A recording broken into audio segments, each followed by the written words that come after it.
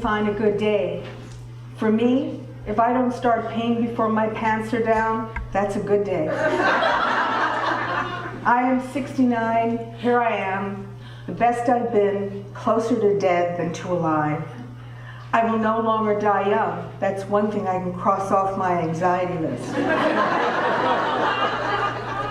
Wondering what will take me out and where will be my last place on earth. Knowing that one day the last thing I said will be the last thing I say, and vice versa. I grew up on another idea of 69. All I can say is, you could choke.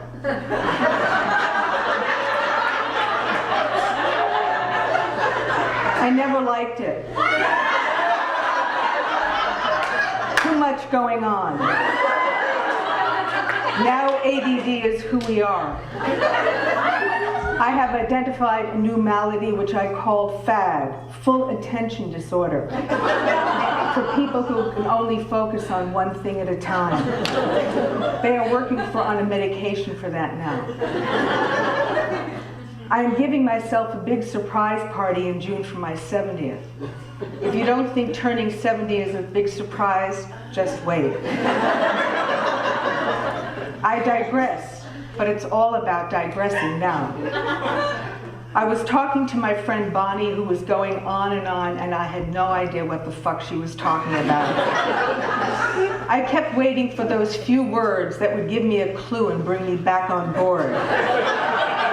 It isn't happening, and I finally scream, "What the fuck are you talking about?" A friend posted a photo on Facebook that she took of a group of us from the previous evening.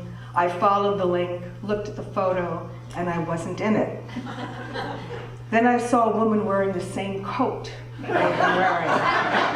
And upon further scrutiny, she was wearing the glasses I was wearing. That was what I call a holy fucking shit moment. When I see my nephew Ivan a few days later, I say to him, "When you look at me, do you see someone you recognize?" "Yes," he replies, looking at me blankly. Later, he emailed me to say that often he doesn't know where I'm coming from. Wait 30 years, he will. I never had children, not wanting to replicate the relationship I had with my mother. All I can tell you is I became my own mommy dearest and acted out on my husband. Family, scene of the crime. Home is where the horror is. To say dysfunctional family is redundant. I am an aunt and recommend it. I went to visit my niece a few months ago and spent time with her fabulous children. Esri was soon to be 5, had just been weaned of her diapers, at the same time in my life where I almost regularly now always wear pads. My brand of adult pads are called Free to Pee, You and Me. The slogan, laugh as hard as you want, ladies. They'll be on sale after the show. Esri still has some incidents, so my niece suggests that I take her to the toilet often. Perfect. I never say no to an opportunity to pee. Always assume I have to pee and I will always be right. If I am even thinking about peeing, it is already too late. As children, we were bedwetters. My brother and I would make the long trek from our bedroom to the washing machine, sadly carrying our soaked sheets. Common wisdom today is that there may be an emotional component. Fear and insecurity may trigger it. We grew up with the knowledge that our maternal grandmother had been, and I quote, buried alive by the Nazis. That would probably do it, don't you think? A killed grandmother. Her absence is a gaping presence in our lives, and the horror of how she has died is so great that I never imagined more of her life than just that moment, and some part of me goes into deep freeze at a very young age. We grow up in a family where no one talks about dying, It's about getting killed for being Jewish that gets our attention. We wet our beds, we pee. Wouldn't you wet the bed if someone told you those stories? I mean, that could really scare the shit out of you. So wetting the bed isn't that bad. I mean, we could have been bed shitters. A bright side to every story. Growing up, I lie whenever I can. I guess it seems like a safer idea than the truth. I go to Girl Scout camp with a photo of my father wearing a black sweater over a white shirt. I say he is a minister. The 3 badges I could have earned most easily were stealing, overeating, and lying. And the truth is that we are Jewish. And in 1949, once you leave Washington Heights, you are venturing into new territory, Riverdale. The word is out. More Jews are moving in. First day on the block, I get my face slapped and I am called a dirty Jew.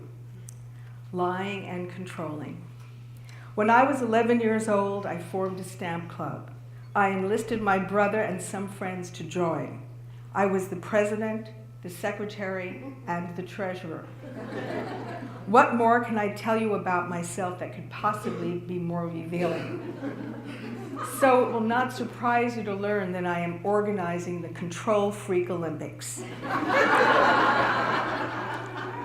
where control freaks can speak openly and honestly about how hard it is to get someone else to do what you want.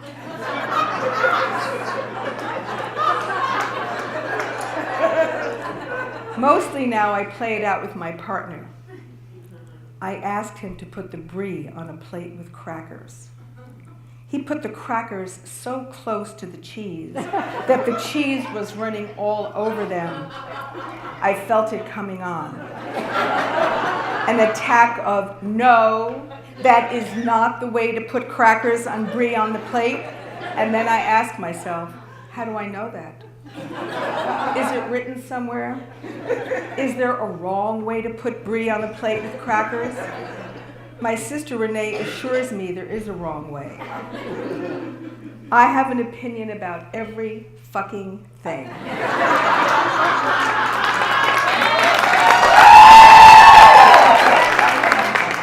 Including the way he tells stories about his own life.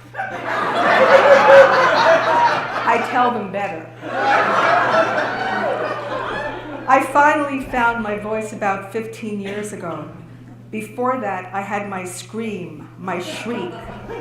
My husband used to say to me in his logical way, "You don't have to scream. I'm right here. I can hear you." Of course, he was wrong. I did have to scream. What I didn't know then is that I didn't need to scream at him. I was married for 34 years. Then suddenly, one day at night, he had a heart attack and died, leaving me in the category of the undead. I was more present in the moment of his death than I had ever been when he was alive. I discovered that death has a life of its own. There are some expressions, well, don't say them around me. Something is to die for? I don't think so. If anything is that good, it's to live for. Something leaves you dead in your tracks, dead as in dead? No thanks. And don't let anything leave you breathless. Having been with my husband when he died, let me tell you, you do not want to be breathless. Not good. Do I believe in a higher power? You bet I do. Carbs and marijuana.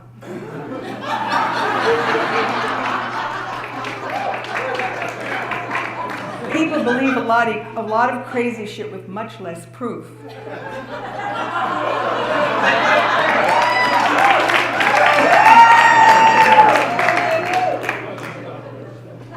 I need a younger dealer. My dealer is even older than I am, who will continue to supply me until I forget I want it. Marijuana is the one addiction at which I draw the line. No way am I giving that up. Mind altering? You bet. Good idea. If you had access to my mind on some days, you would go out and get me drugs as an act of mercy. On a good day, I tread water in the think tank. Helpful hints for things not to do when stoned. Do not initiate or send emails of any kind. Perhaps your computer needs a function that automatically waits 12 hours if it smells marijuana. Do not agree to do or say anything or promise anything or something or anything. For example, let's live together. Let's get married. I will never want anyone else. Do not order books on farts. They will not be funny. They will be serious, sociological, and historical. You will never read them. Do not convince yourself that carrot cake is a vegetable.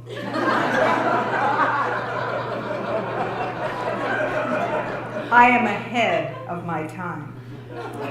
When I am stoned, I don't get the munchies. I reserve domain names. I now own more than 20.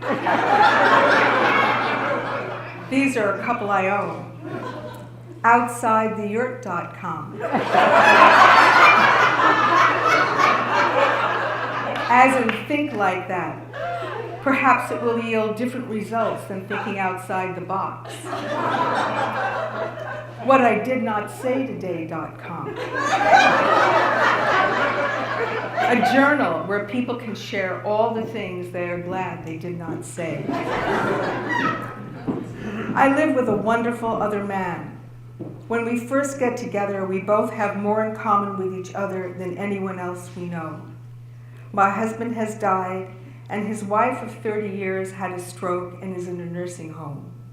We comfort each other, eat together, hang out in various stages of disbelief and disorientation. Eventually, we start living together. We are both highly domesticated animals, and that model works well for both of us. He cooks dinner for me in my house and knows where the dishes are. I'm with an older man. I'm his older woman. After living together for 5 years, his wife passes away. One night he turns to me and says, "Well, I guess we should get married." "It's working as it is," I reply. "Okay," he says. He never brings it up again. I was talking to my partner about my segues, and he tells me they have become confidential. I could always keep a secret, but now I keep it from myself. I'm on the non-segue tour. One of the doormen in my building greets me with, "Good morning, young lady." Young lady? Oh, really? People only say that to young girls who want to be older or olders who they think want to be younger. I talk about it in therapy. My therapist suggests I kick him in the balls. She didn't really say that. She says I should simply say, "I prefer you call me Verna." When I get back to the building, there he is, walking towards me. We see each other, and he says, "Good morning, Verna." To this day, I wonder if my therapist called to warn him. I recently cut my hair, kind of looks like pubic hair, which brings me to the question, what happened to the burning bush that used to be between my legs? All I know is the bald eagle has landed. The hairs on my leg made off with my libido, and the hairs under my arms have migrated to my chin. My new bra size is 36 long. 60 is the new 60. 70 is the new 70. If this is how I look and this is my age, then don't I look my age? In this very moment, all of us here have this in common. We are all right now the oldest we have ever been. I am pleased that at long last I work and play well with others. Thank you and good night, and don't forget to pee before you leave.